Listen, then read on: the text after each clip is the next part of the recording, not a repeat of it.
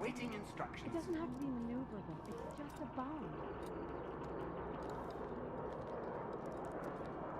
Task list updated.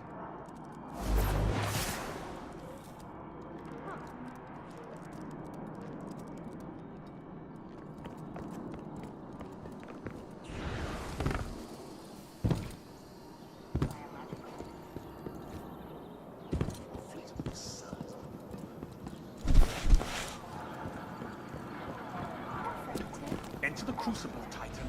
Show me.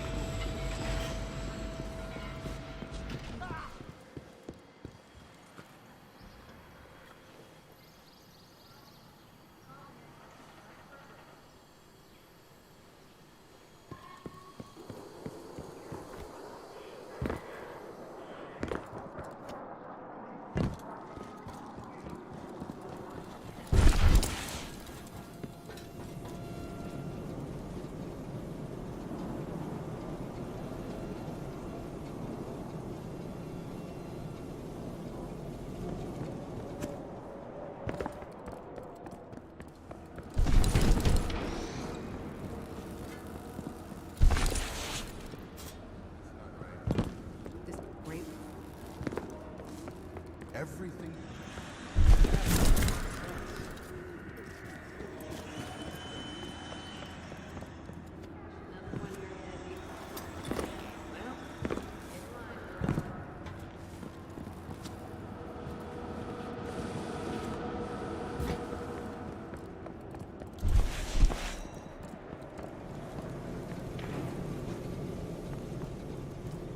Everything depends on a vendor. Security check.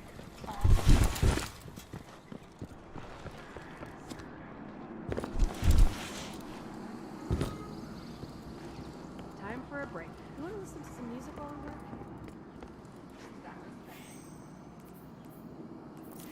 No one's gonna mind if I take a break. Music while we work?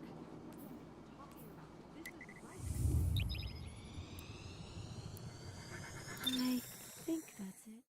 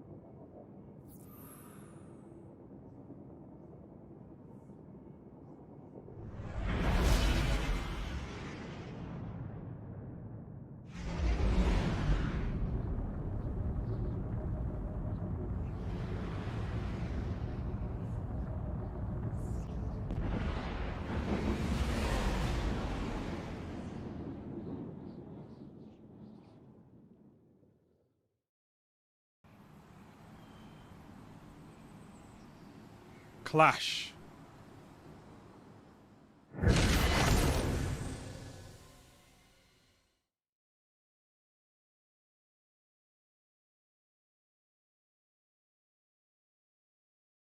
No fancy drills, just defeat your opponents.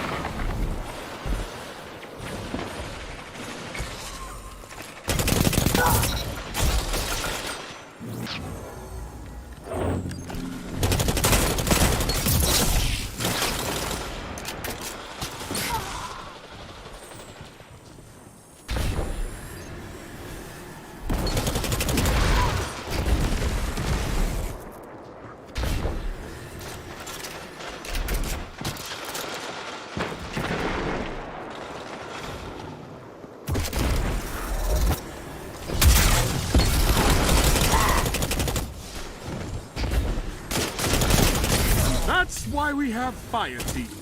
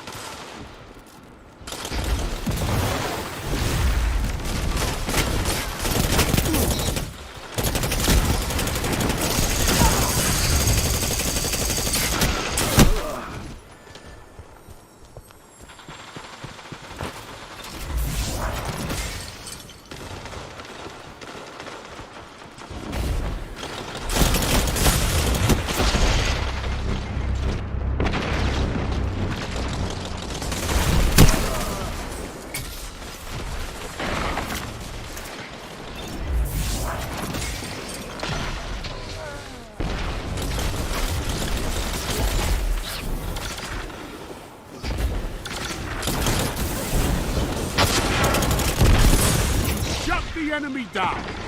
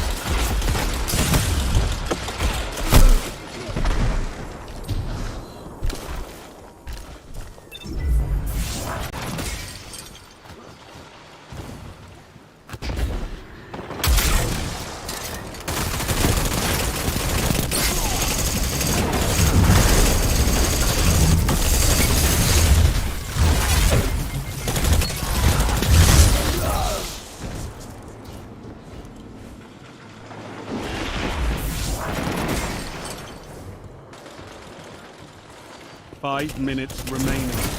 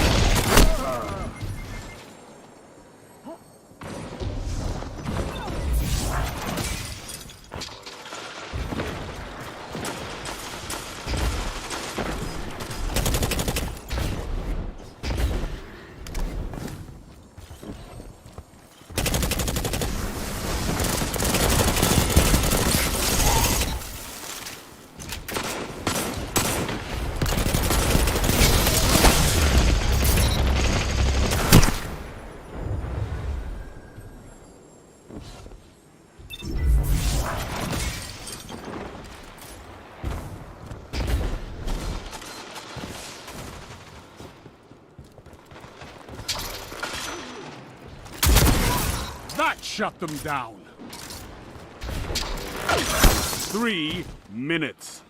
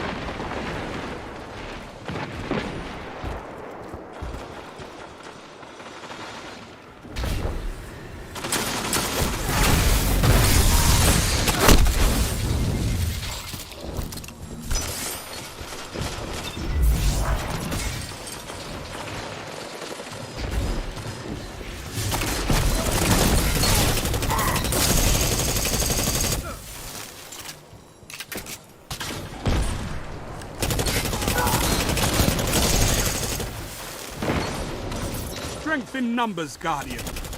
Excellent.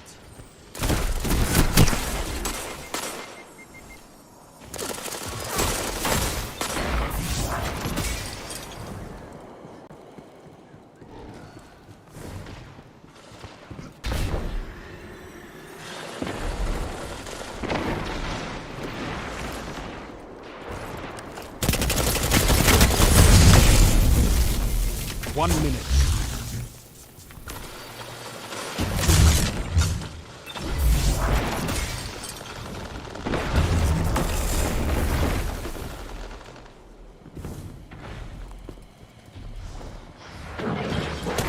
They've almost won.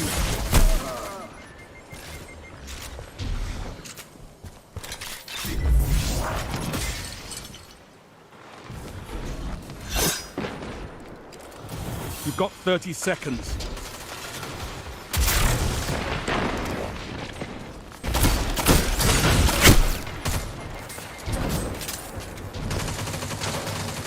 You're beaten.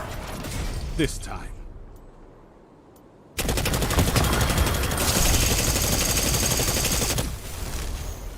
Stand tall, Guardian. This battle is lost, but there will be others.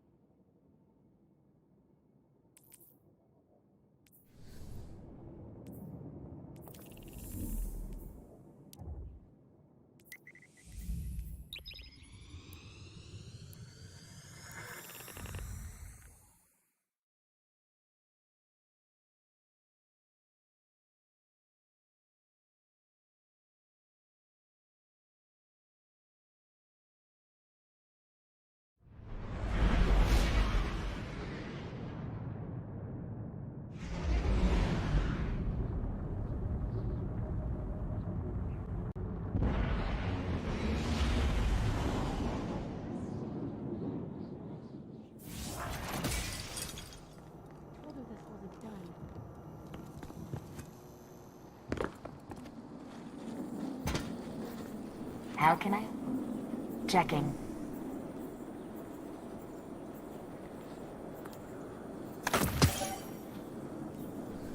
All done, all done. Thank you.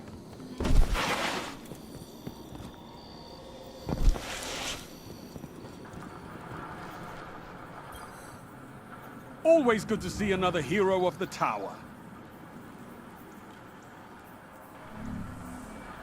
Scheduling tasks. The universe is Even getting steel dangerous. needs sharp. Tell Petzl the Vanguard has no desire to move.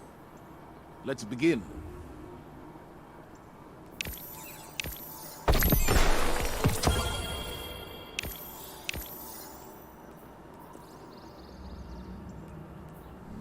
Stay strong, Titan. Be the one who moves.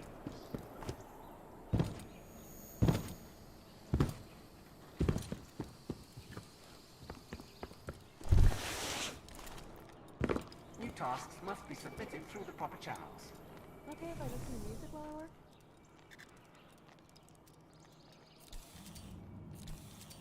Service log updated. Daily tasks underway. Strength invite. It doesn't have to be maneuverable. It's just a bomb. Why'd you two break up?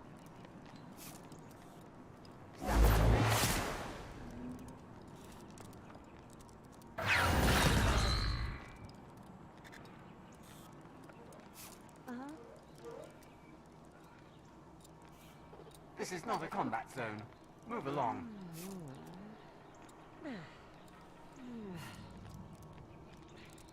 Maintenance pending. You ever seen one of these before? Service log updated. Daily tasks underway. It's kind of relaxing here. Completing task.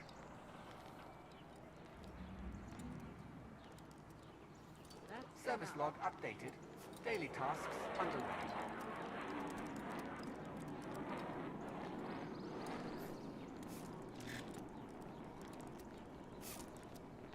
They won't like this. I guess it's official. The dish is out of alignment again. If you have encountered any unsafe objects, please let me know, and I shall have them removed.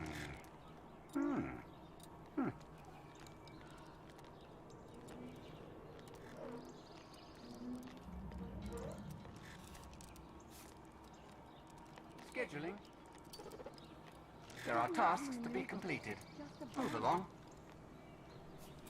I need a rest. Uh-huh.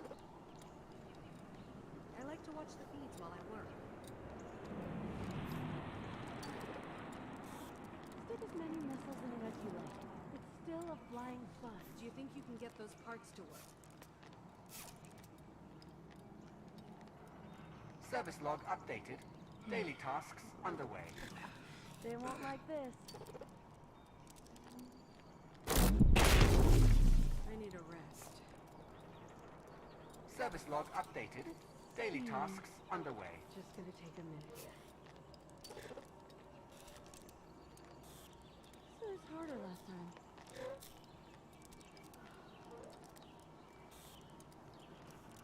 Are you Task really list learning to updated. speak Alignment Fallen? again.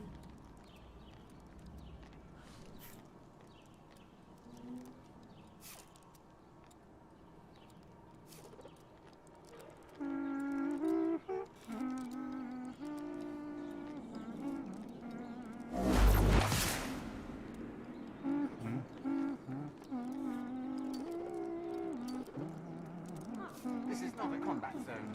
Move along.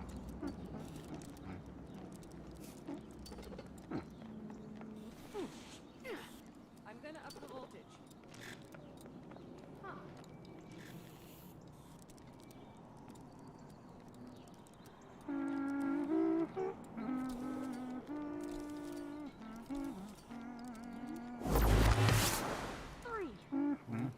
My programming tells me it is a very nice day.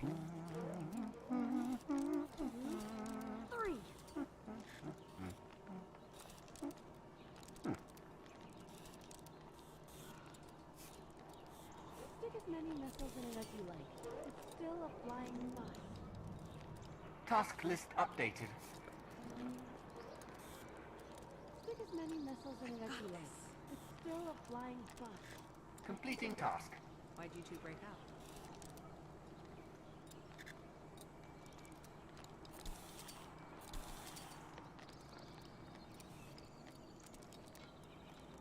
Did you watch the funeral? Service log updated. Daily tasks underway. Did you watch the Crucible last night?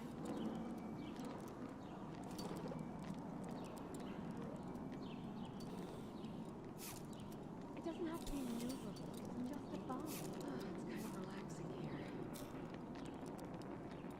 Wait. This is not a combat zone. Move along. Let's see here. My programming tells me it is a very nice day. I'm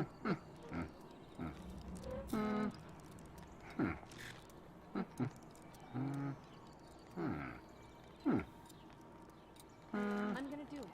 I'm gonna join the forces. Chances is not secure. They won't like this. My programming tells me it is a very nice day. I don't believe this. No readings. The dish is out of alignment again. My programming tells me it is a very nice day. I've been saving up money for an Eververse commission for weeks now.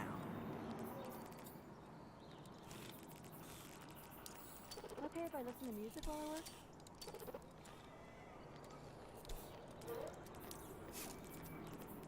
One, two, three.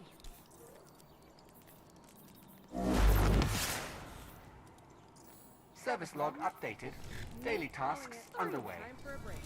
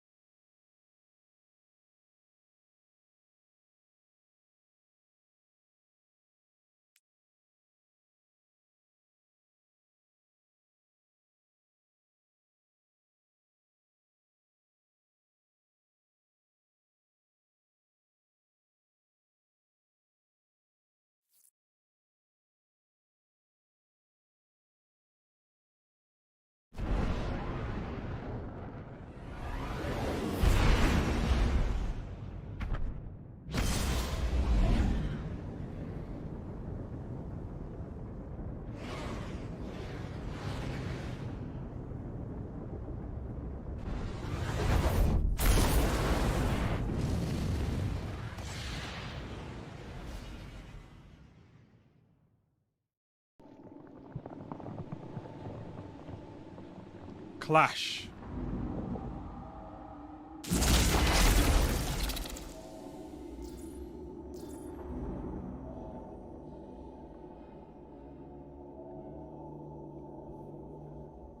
Nothing to help you but your team and your weapon. Fight!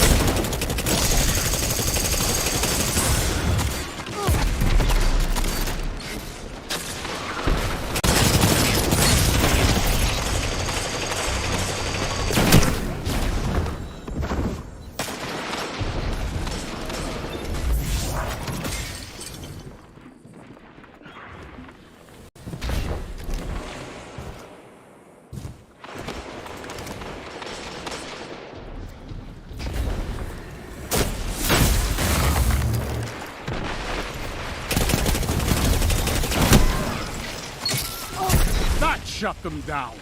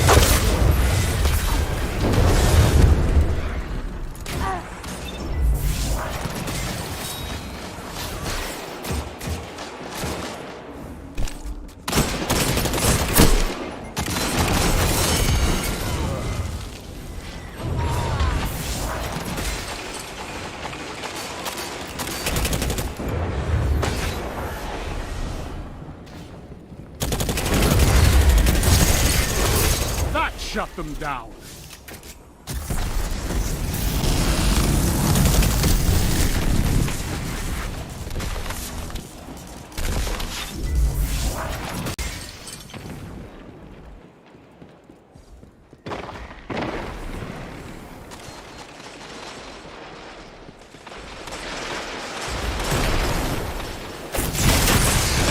Double down, triple down.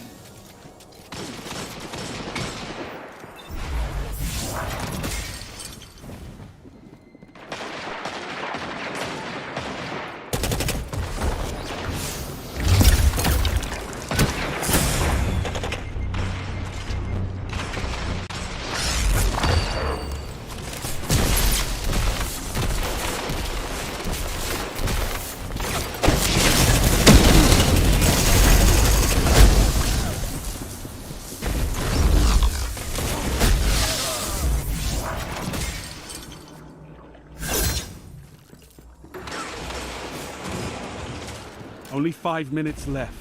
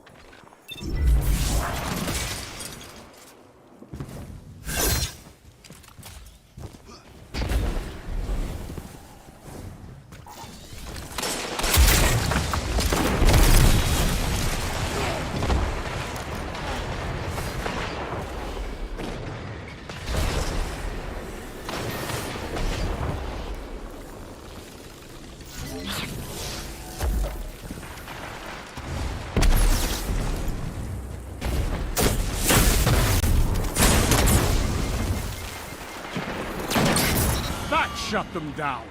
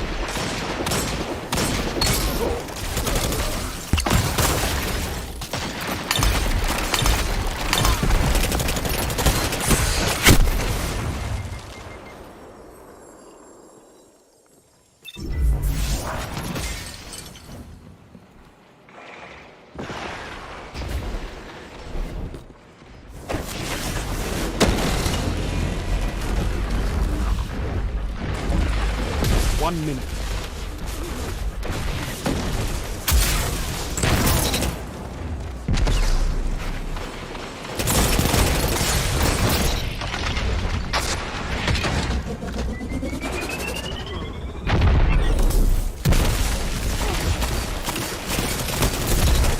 They've almost won.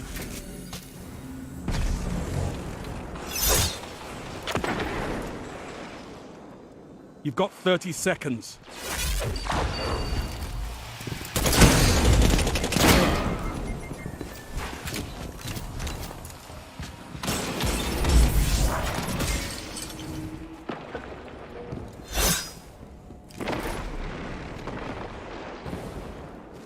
Ten seconds.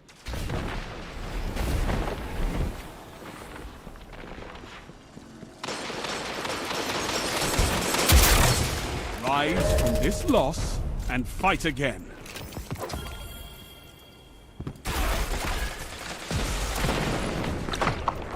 Every battle has a consequence. Sometimes we lose.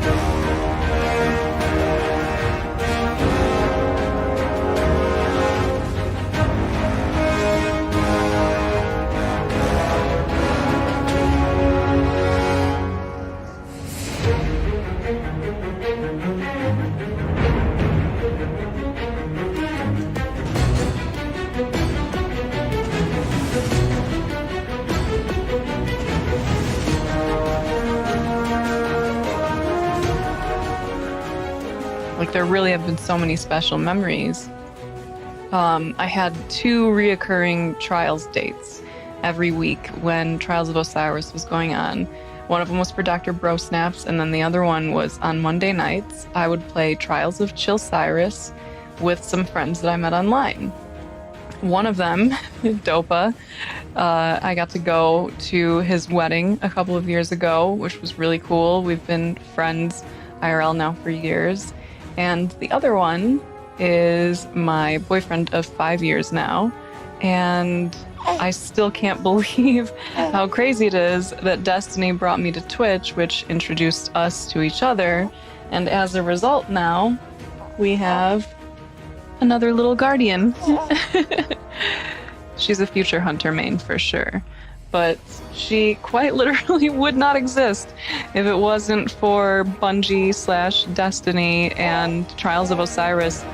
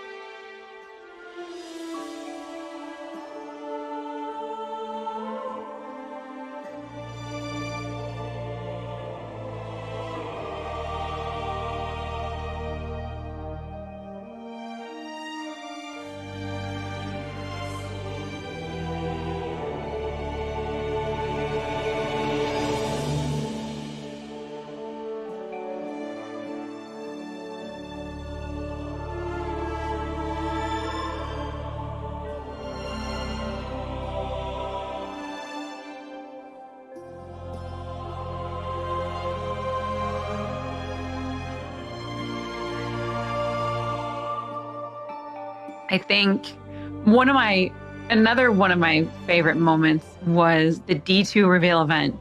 And I don't think there will ever be an event that will match that. And I could be wrong, but the room was shaking. Everyone was so excited. Everyone was screaming. You didn't have to tell them to get excited because you could feel the energy in the room. Everyone was hyped.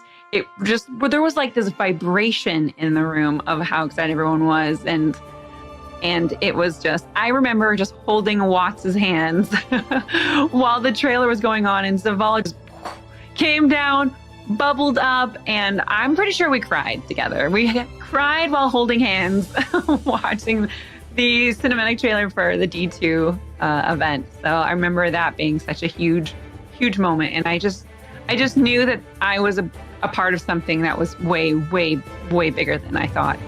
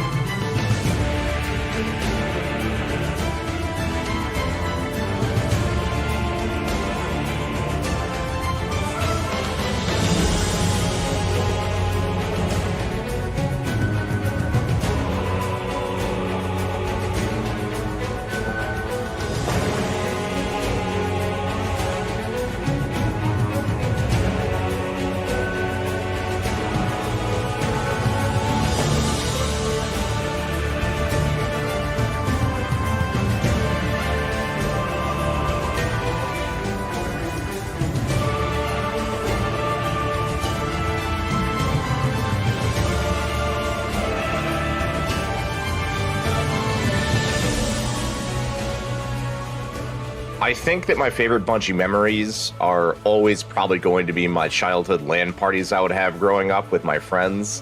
And then even into college with like Halo Reach when it launched, I remember running down to like the college store and getting my copy there.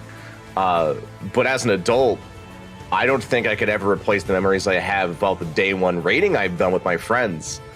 Just being faced with a colossal challenge and defeating it with some of your best friends, there's just nothing quite like it.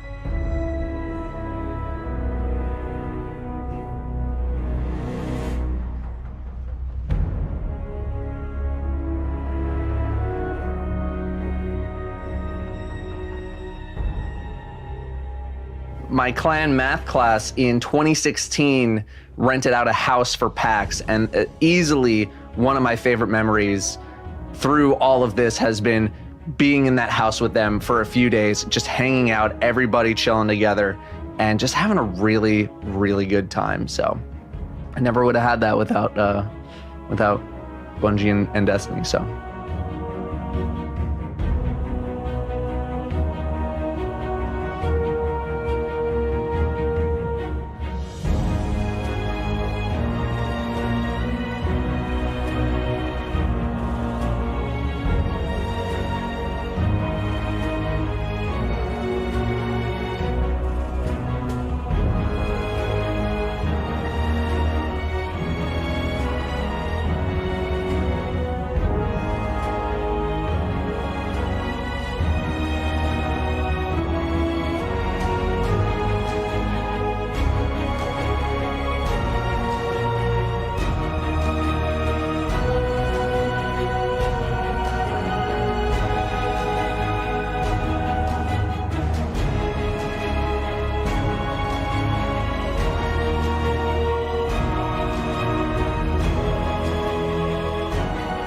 Oh man, it's the memories, man. The memories that really, really, truly brought me back was Destiny 1. And we played Auto Glass week 2. We didn't play it on the week of release, we played it on week 2.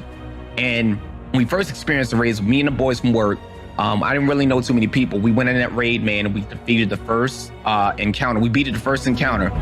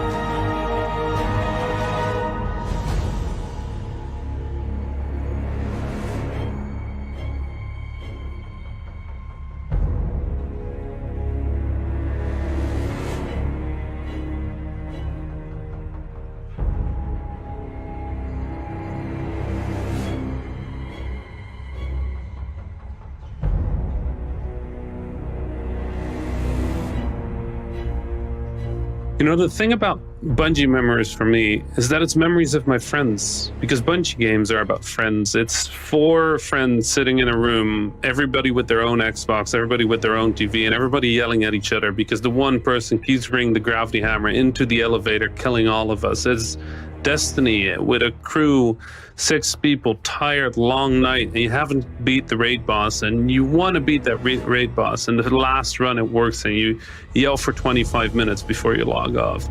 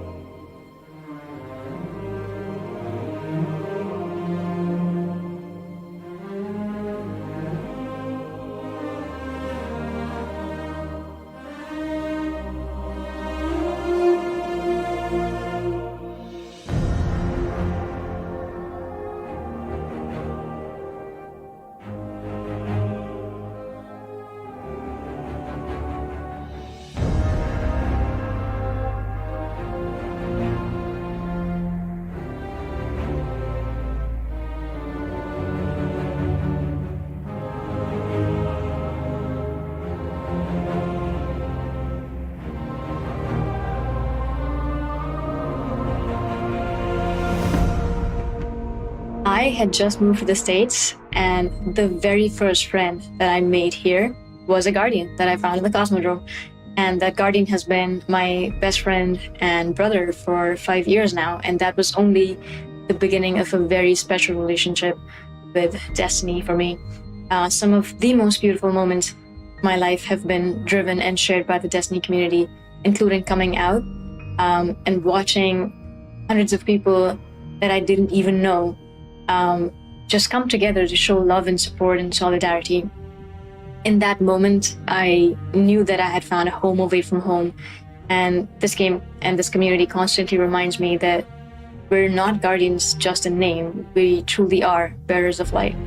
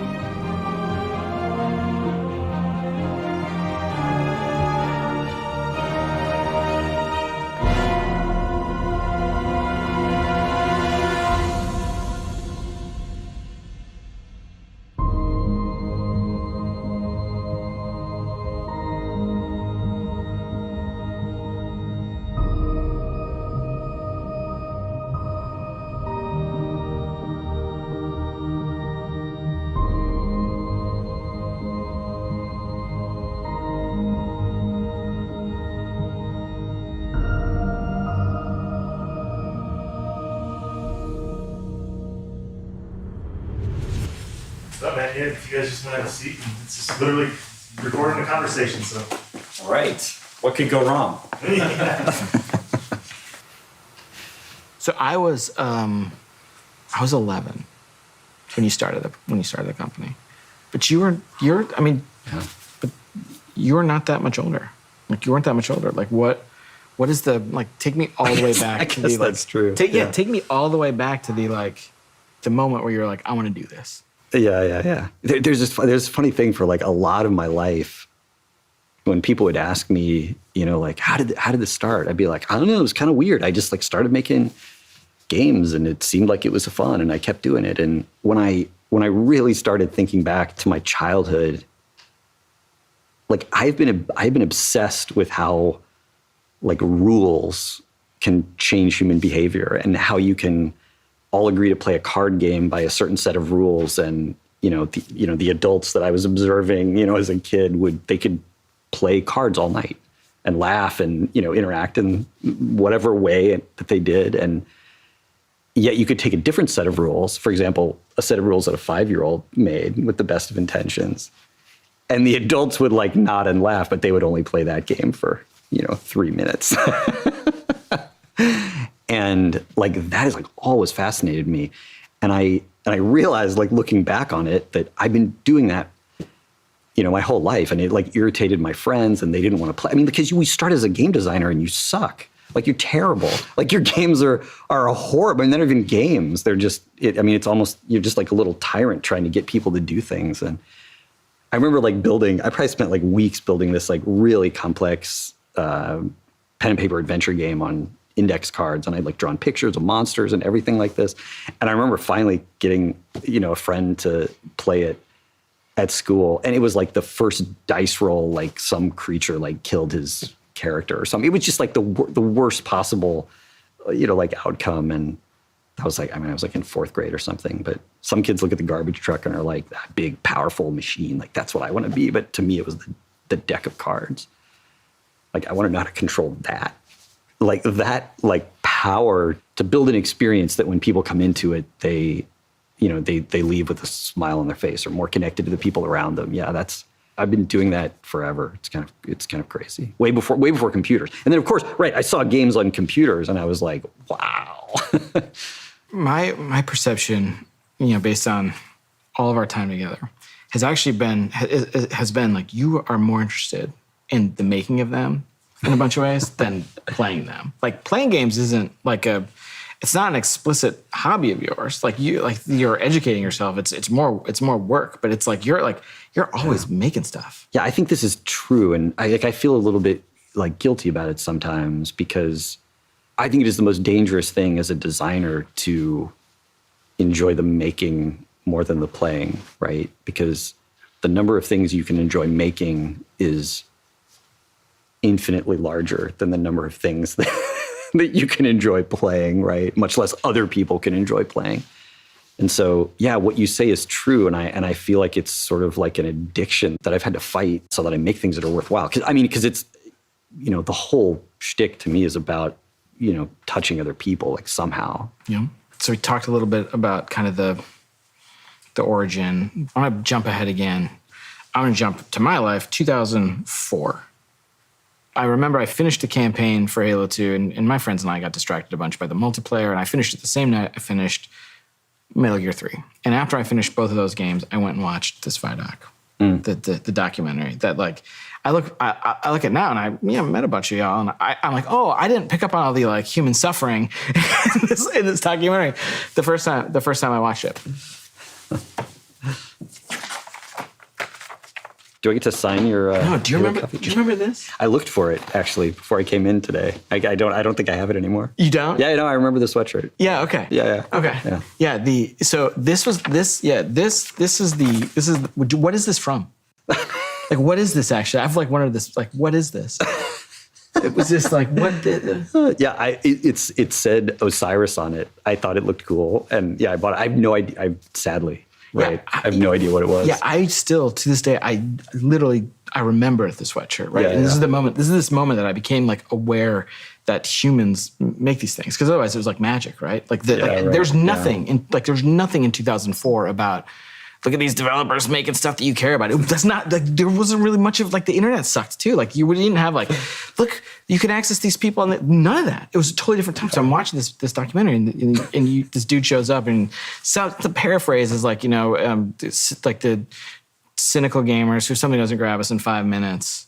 We're gonna turn it off. And it was like, I was like, oh my God, it was like I was spoke to. And I have I'm like an English degree. Like I can't make games. I couldn't write any couldn't write code or anything. I just remember feeling as like a player, like super duper spoke to in that moment. And so we come out of the building a game, like building it by yourself, and talk now about like the team has changed. Like building teams has changed. Like the way you think about building teams has changed. The way like in the however many years I've been at Bungie now, in the fifth, like the way the company approaches building teams have changed. Let's go all the way back to Halo 2, like building the team for Halo 1 and Halo 2.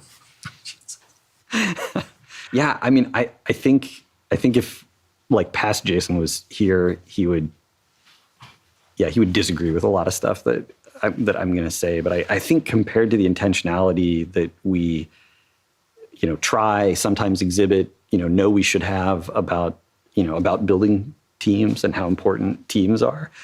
Back then, it was almost just this, snowball that was rolling downhill of people who, liked our games and came to the company, and, then, it snowball rolled a little faster, and it was just a bunch of people trying to do their best, trying to recreate the feelings that they had, when they played games. And you can get pretty far on passion and talent, but it sometimes makes things really hard when you're not being thoughtful about the organization of the team, the design of the product relative to the resources and time you have. And yeah, it made Halo 2 super challenging for a bunch of reasons, but yeah, I don't know. I guess that's, and past Jason would tell me, like, you're an idiot. We were thinking about all that stuff. You just had to learn. But like, when I look back, like, he wasn't thinking about that stuff, What was he thinking about? I mean, he was just thinking about the game. But I mean, I don't know. I think my past self is like not really that sharp, because I mean, every year we've learned so much, I feel. And so I look back and I think that, that guy must be an idiot. Because look at all the stuff I learned just this year on Halo 1. Like I didn't know anything. But I go back and I found one of the notebooks from Halo 1. Like that guy wasn't an idiot. Like, I mean, there's stuff that, he didn't know, but there's a lot of like super interesting exploration and thought and like possibilities that, didn't end up at the game in there. And so I don't know what to make of that, because I feel like I've learned so much, but when I go back, I'm sort of like blown away by, what was happening in my mind. It's pretty embarrassing when I think about I think about my life in terms of decades and like what are like the big lessons from the decades. And when I like articulate one of the like a lesson from my 30s, it's like so embarrassing. Give me one from yours. Yeah. Oh man. I mean, I started Destiny 1 not understanding the value of having at least somebody on the team who cares more than anybody else about what the team is missing, what the team isn't admitting, who on the team isn't talking to each other, where on the team are our dreams incompatible with the calendar, or our dreams incompatible with our ability, or our dreams incompatible with the hardware that we need to run on. And I saw production as, a calendar and a schedule. And it's true that a schedule is a thing that you use to sort of test people's understanding of reality, in the sense of, can the things we want to do fit in the time that we think we have, and how are we tracking against that? But I saw it as like an end in itself. And of course it irritated me, and I, didn't pay attention to it. But God, like embracing all that stuff is a thing that will be, front and center in anything that I do. Anything I do in the future. I think it's making sure everyone on the team has an objective understanding of reality and doing anything you can to fix it when that isn't true. I didn't understand that when I started Destiny 1. Destiny 1 made me understand that.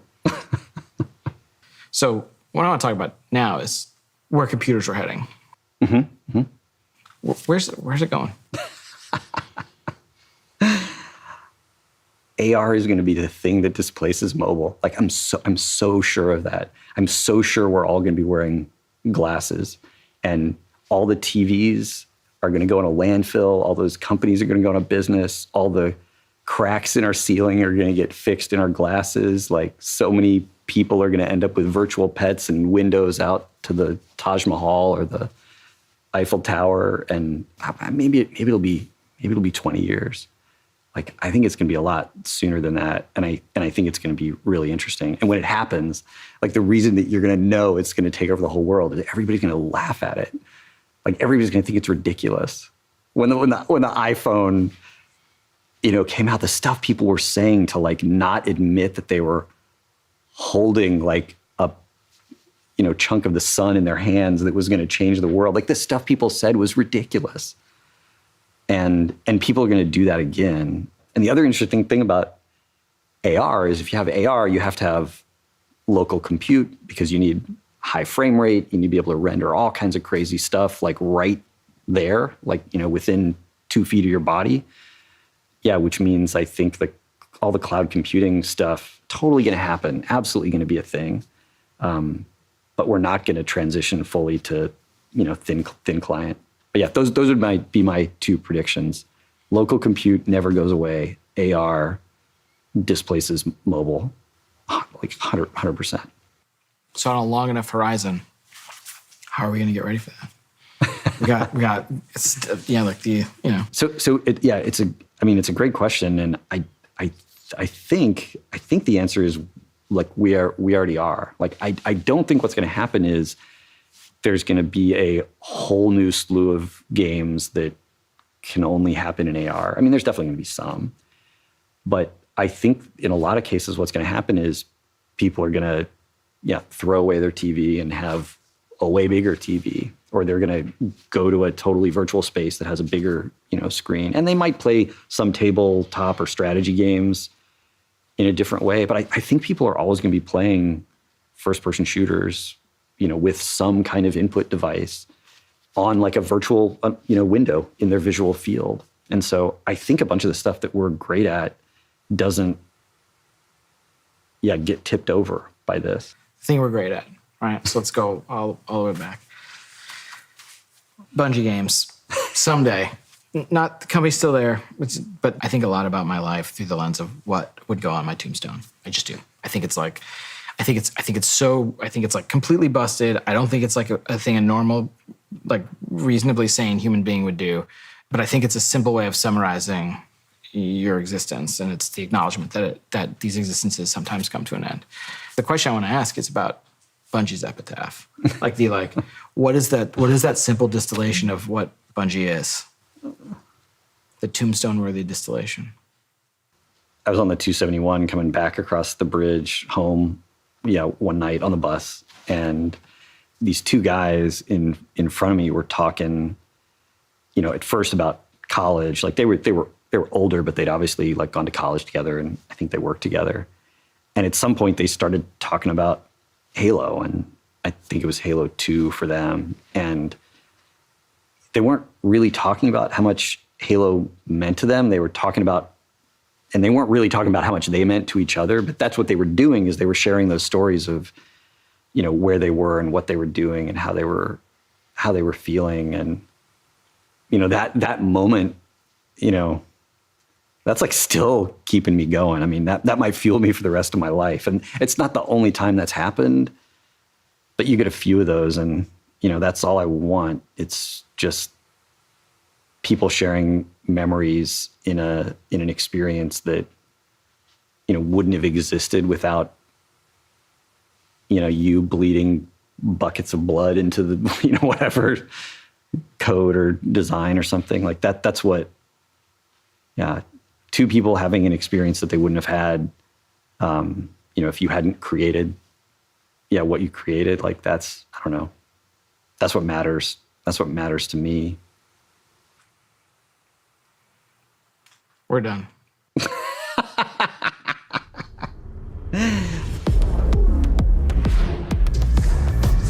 just going right into like the trailer, huh?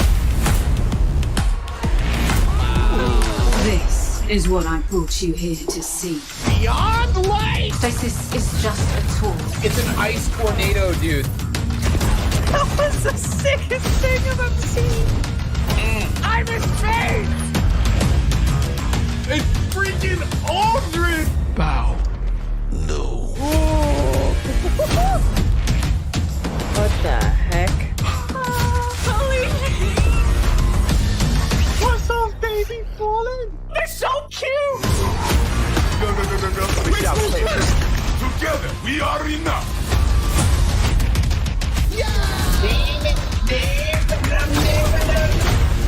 I'm gonna shoot you with 6 anarchies. You're gonna sprint at that Gorgon. Run.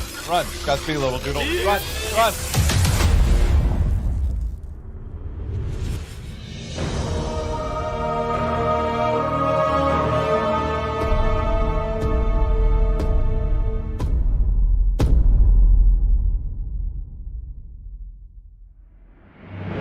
Welcome, Guardians. This year, we're celebrating our journey with you, whether you joined us 30 years ago or if it just started today. This game is in our blood. The Destiny team is full of Destiny fans. Folks who came here because Destiny was their favorite hobby. Folks who log out from work in the evening and log in to play with their clan. The team we have today is committed to relentlessly upgrading this game that we all love. We aren't happy with just another mission. Instead, we want to push the limit of quality you can expect in an action MMO with uniquely Destiny experiences like Expunge and Presage. We are committed to delivering the best mission content that you can play in any game with a friend and having the best feeling action game, period. And this shows through in the passion that we see for Destiny 2. Since we declared independence 2 years ago, the Destiny community has grown by over 20 million new players, and it continues to grow faster than we ever could have predicted. We're grateful to be a part of this amazing growing community that you all have created. You represent Destiny. You help make it better every year, and you are so welcoming and supportive of every new Guardian that sets foot in the tower. And only a handful of us are going to be up here today. Most of them are in their homes, at their desks, working hard to bring the next part of Destiny to life. It's a huge honor representing such an incredible team and introducing the next chapter of Destiny 2. So, without further ado, this is the Witch Queen.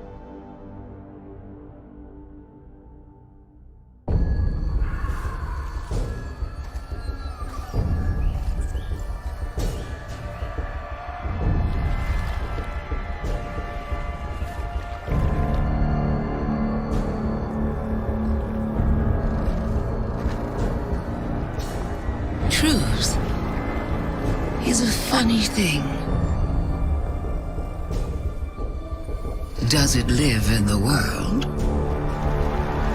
or in the mind?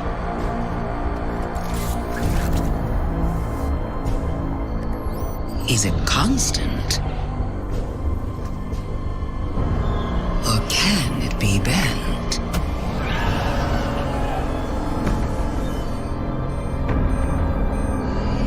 Who decides what is true? In this universe of light and dark,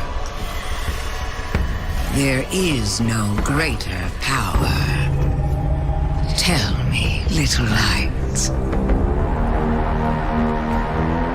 what is your truth now?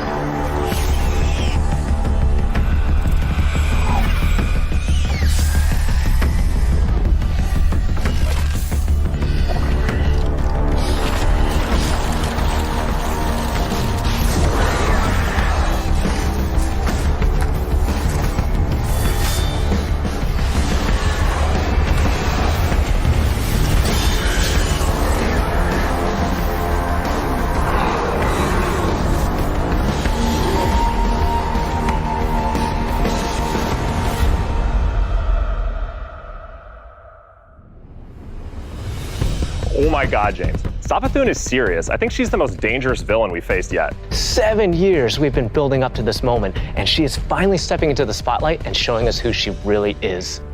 what we know about light and darkness is proving to be way more complex than what we previously thought. There are so many lies, truths, and revelations that we're going to get to in The Witch Queen and the year leading up to it. I mean, we're paying off these narrative threads that go all the way back to Destiny's origins, and we're supporting it with the best content that Destiny has to offer. Definitely, and we've got a lot of awesome content to show today. Let's start with the most mysterious destination yet. Savathun's Throne World.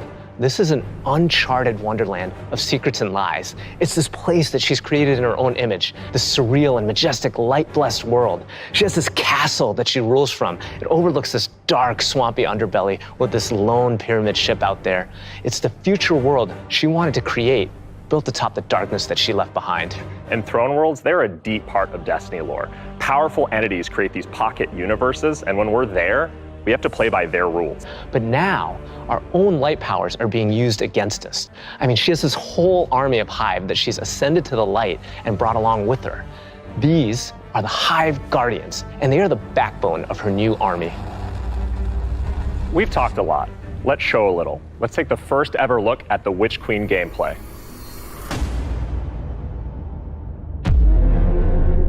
Savathun, the Witch Queen. Hive god of cunning and lies. After the death of her brother Oryx, Savathun went into hiding. Not out of fear, of course, but out of strategy.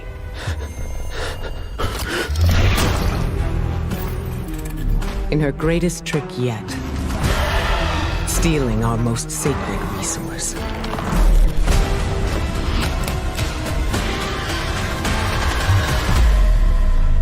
The one thing we thought she could never touch. The light.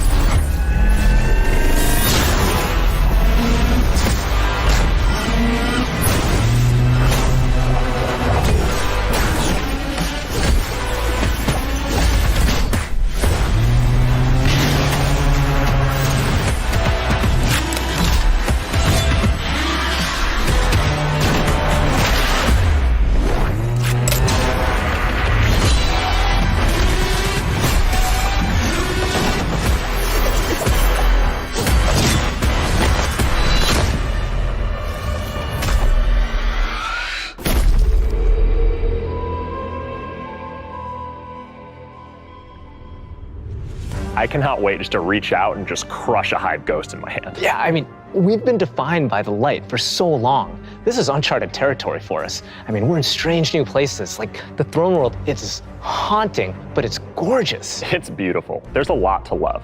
There's a few things we saw in the trailer that we haven't talked about yet. Savathun and her Lucent Brood. This is the biggest threat Guardians have faced yet, so we need to find new weapons to match their power. The Glaive. I love this thing. It's brutal and elegant. It's this new energy weapon with melee abilities, mid-range projectiles, and defensive capabilities. It's our first ever first-person melee weapon, and it is such an awesome tool for the battlefield. The Glaive feels so good.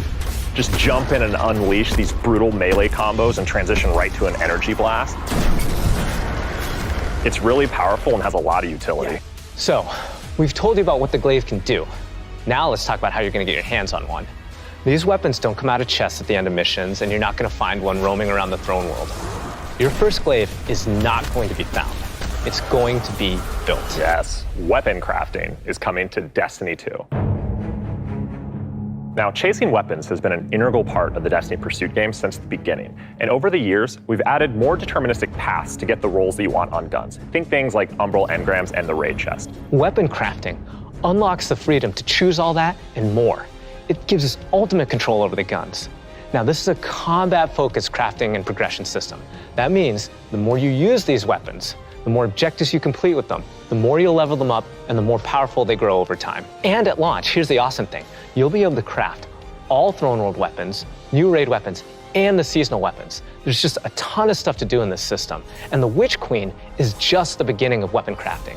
We have plans to add more craftable weapons, both legacy and new, throughout the year. We've seen and we've talked about a lot of really cool features, but let's get right into the meat of it. Let's talk about the Witch Queen campaign.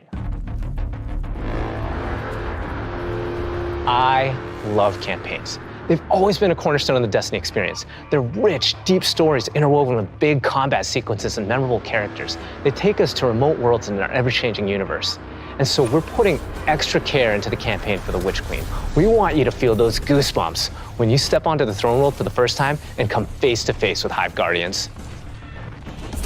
And every one of the missions has its own unique fantasy. Like, what does it feel like to storm a castle or just go straight into the depths of hell? If you like games with standalone campaigns like Doom, Titanfall 2, God of War, and Halo, then the Witch Queen is for you.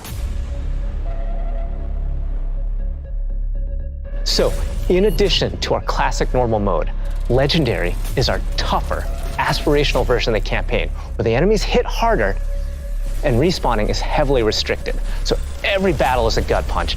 Every boss is a worthy adversary. It's gonna hurt. You might tap out, but if you persist and you get to the end, your time will be well rewarded. Whether you want to play solo or with a fire team, the difficulty will scale based on how many people you bring. Before we go, one last trip down memory lane. I remember camping out the Predator for Destiny 1 because I just had to have the Ghost. To me, it was like the symbol of Destiny. And if you care about that stuff like me, you're gonna wanna get your hands on the Collector's Edition because you're gonna get a Hive buddy to go up on the shelf with it.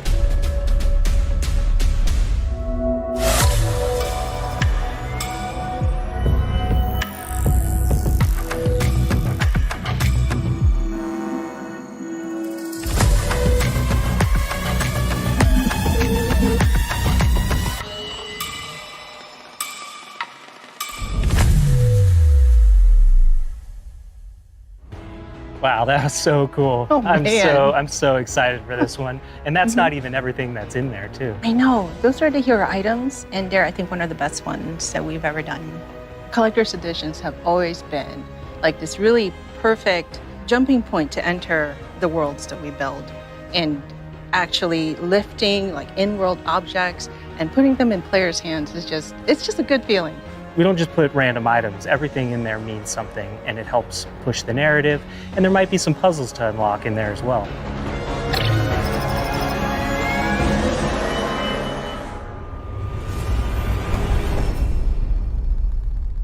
So at this point, you can see Savathun has been one of our greatest threats, operating behind the scenes for years. You may have heard of her brother, the Taken King, but Savathun is the most dangerous being we've ever faced. She's cunning, elusive, she works in the shadows, so in a way, Savathun is new to all of us. Exactly, and now it's time to finally see this legend reveal herself and change the Destiny universe forever.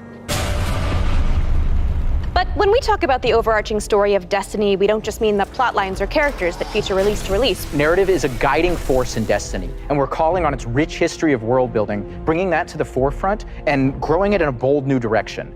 So when you join the game today, you'll experience an immediate call to action alongside millions of your fellow Guardians.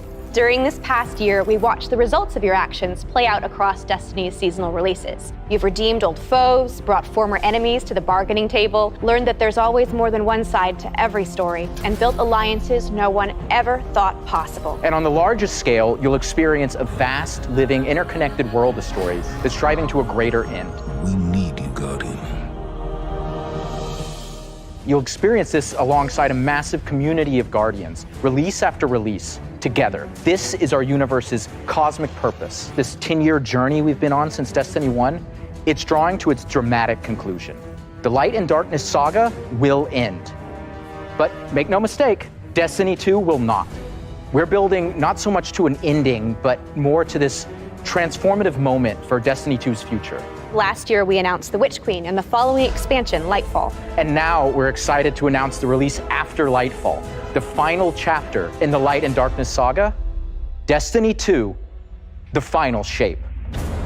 It's going to be one wild, continuous ride. Yes, and that ride starts with Season of the Lost. Not only is it the prologue to the Witch Queen, it's your first opportunity to interact with Savathun. But rather than spoil it for you, why don't we take a look? If we are to survive the coming storm, the tower and the dreaming city must stand united. We are surrounded. A ring of spears pointing inward from the edges of our system.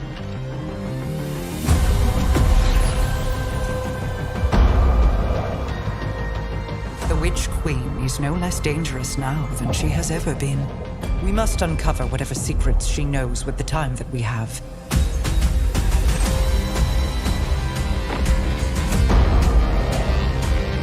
Relight the pathways of the Ascendant Plane and guide my people back to me.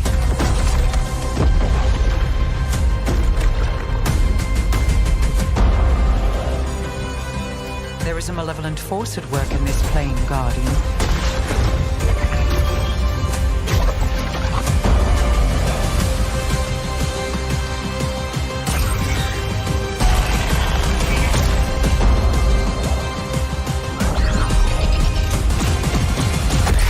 Your knack for violence is needed.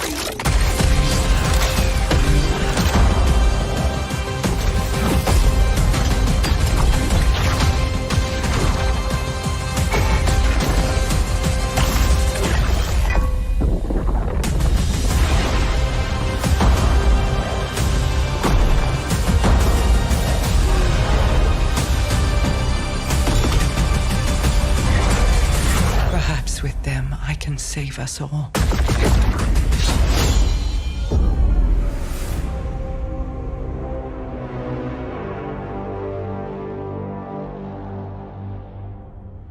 Seasons have gone through massive transformations since Shadowkeep. We're dedicated to creating an evolving, interconnected world that puts your Guardian at the center of the action. We're reaching the end of one journey and the beginning of another. The days of Destiny's biggest story moments happening in lore pages is long gone. I mean, Mara's return has been hinted at forever, and now it's happening in a season. One of the changes I'm most excited about are the updates to the light subclasses every season in Year 5 of Destiny 2. We're adding aspects and fragments similar to Stasis. We'll be starting with the Void subclass update that goes live alongside the Witch Queen.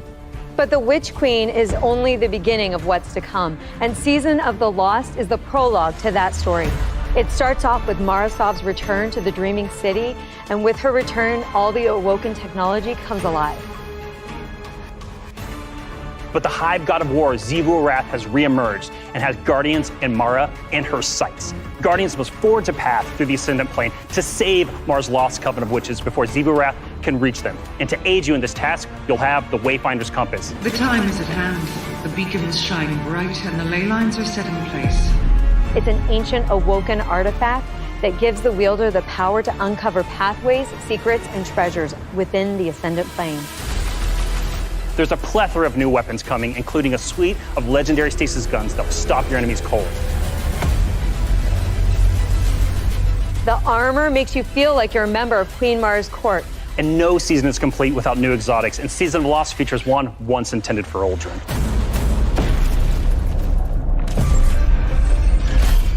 Let's take a moment to talk about Trials. So Trials of Osiris is the endgame aspirational PvP activity and more popular than ever. Two of the biggest asks from our community have been adding anti-cheat and adding matchmaking. In Season of the Lost, we're doing both. We've partnered with BattlEye to soft launch the anti-cheat software when Trials goes live on September 10th. Also, you'll be able to matchmake with groups of players to form fire teams or solo queue by yourself.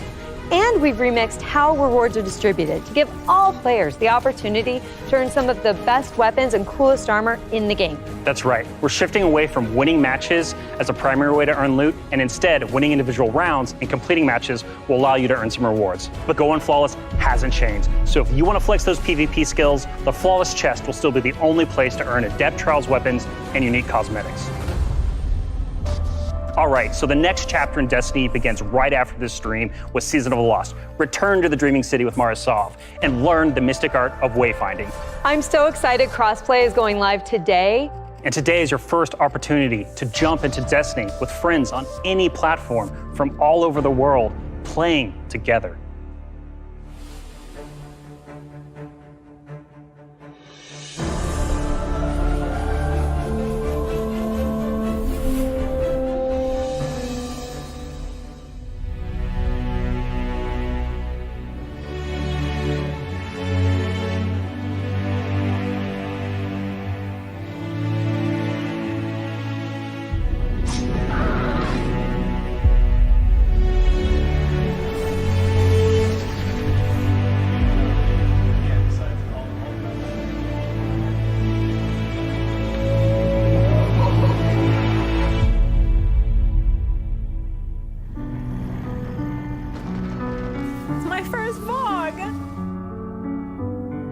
for his team.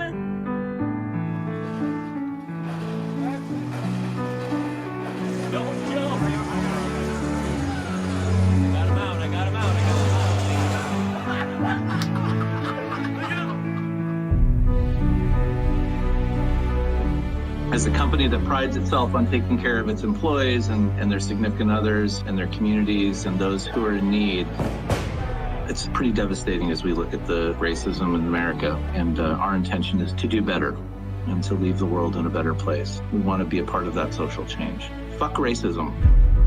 We don't just stop with the games that we make, but we really utilize the successes that we've seen to be able to give back in an even greater capacity that spans beyond just the gaming industry. Bungie Foundation, thank you.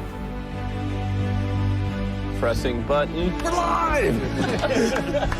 Destiny servers are live. This adventure has begun. It's awesome to have you here.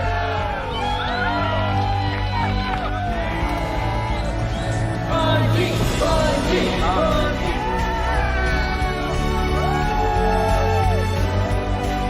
This game is going to single-handedly destroy my social life, and I can't wait.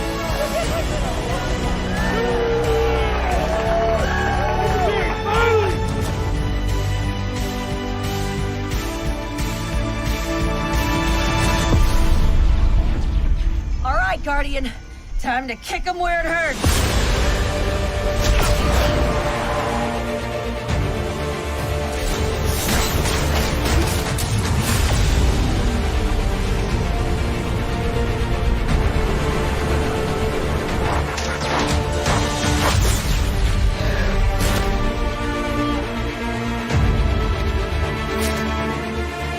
This is going to hurt.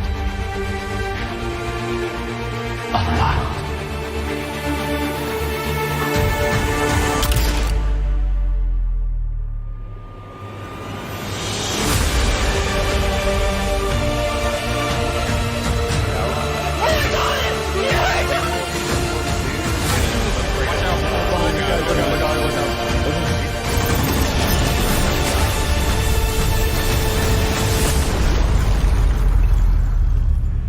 This is great. Anyone want a hug? Hugs? No? No hugs.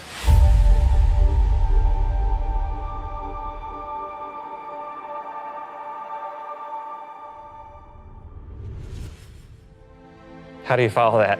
Wow, 30 years. And I remember when Halo first launched, and my friends and I completed the entire campaign in a single epic play session. And as the credits rolled, I knew that Bungie had transformed console gaming forever, and that I would be a lifelong fan.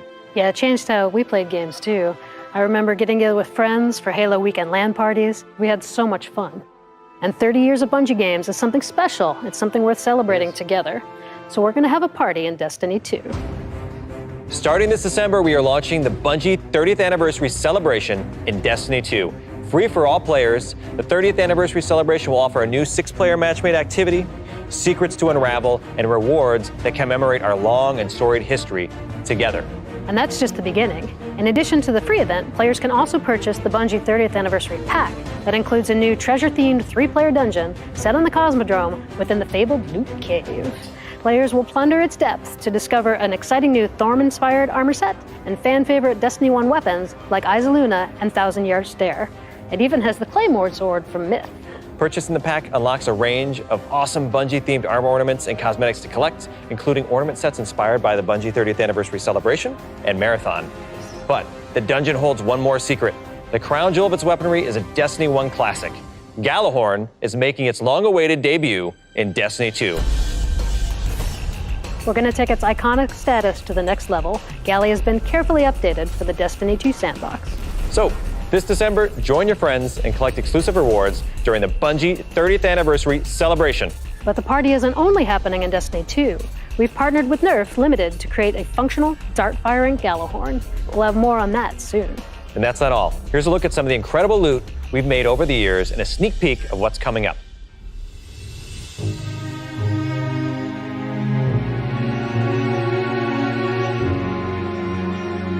Wow, Lorraine, I can't believe we're celebrating Bungie's 30th anniversary. 30 years. It's incredible. Yeah. I mean, think of all the games and products that have come out over these years. Yeah, starting Operation Desert Storm, Pathways into Darkness, Marathon, Myth, Oni, Halo, and Destiny.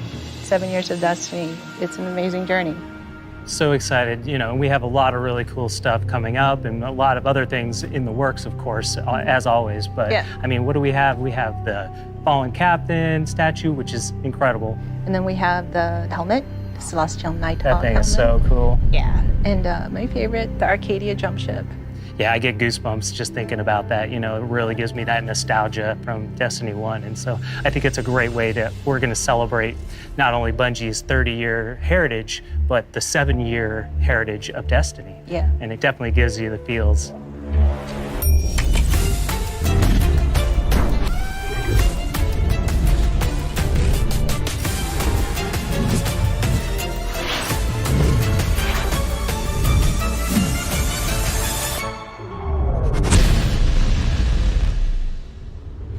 Thank you for being on this journey with us, whether it started this year or 30 years ago. We've just started talking about the Witch Queen today. You've got our first peek at weapon crafting, our Definitively Destiny campaign, the Glaive, and a year full of updates to all our light-based subclasses. All of this and more is coming alongside Savathun's long-awaited arrival front and center to the Destiny universe. The Witch Queen marks an acceleration in our story heading towards the conclusion of the Light and Dark saga, and we're so excited for everyone to join us on this epic adventure in The Witch Queen, Lightfall, The Final Shape, and beyond.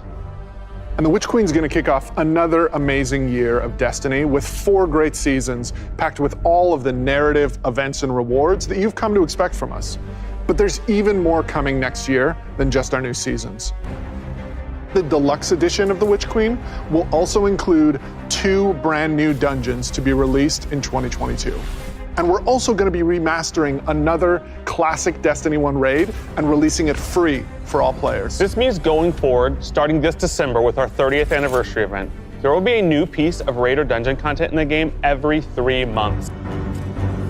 In 2022, we will also be adding legacy rotations for raids and dungeons, meaning every week there will be new ways to earn rewards in both the latest and greatest content and raids and dungeons from the past. If you love amazing in-game content, we want to prove that no other game offers more quality and more variety than Destiny 2. We hope that you've enjoyed a look into the future of Destiny 2. Witch Queen pre-orders are available wherever you play Destiny. Crossplay is live on all devices, and Season of the Lost kicks off today. See you in game.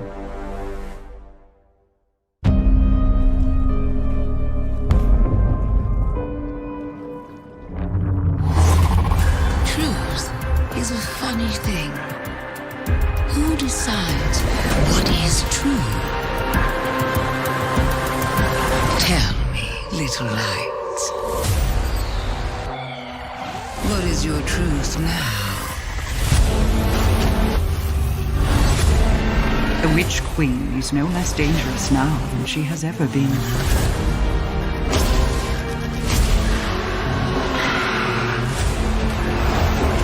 Prepare for what is inevitably to come.